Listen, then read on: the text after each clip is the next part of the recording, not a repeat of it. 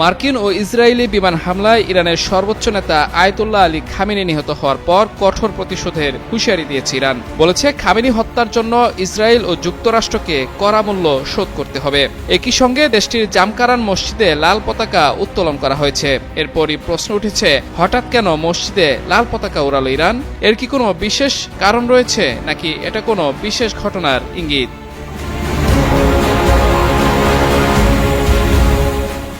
ইসলামী ঐতিহ্যে লাল পতাকা সাধারণত শহীদদের প্রতিশোধের প্রতীক হিসেবে পরিচিত।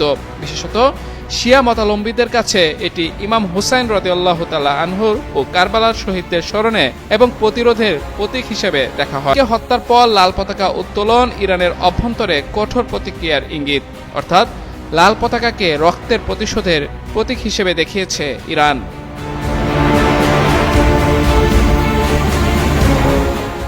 জামকারান মসজিদটি শিয়া মতাদর্শে বিশেষভাবে গুরুত্বপূর্ণ, কারণ এটি ইমাম মাহদির সঙ্গে সম্পর্কিত একটি স্থান হিসেবে বিবেচিত। এখানে লাল পতাকা উত্তোলন বিরল হলেও অতীতেও বিশেষ পরিস্থিতিতে এটি দেখা গেছে।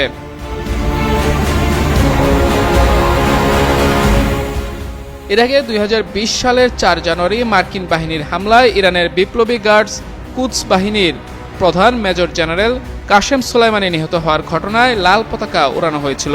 সোলাইমানি হত্যাকাণ্ডের চরম প্রতিশোধ নেওয়া হবে উল্লেখ করে সে সময় যুক্তরাষ্ট্রকে হুমকি দিয়ে লাল পতাকা ওড়ায় ইরান।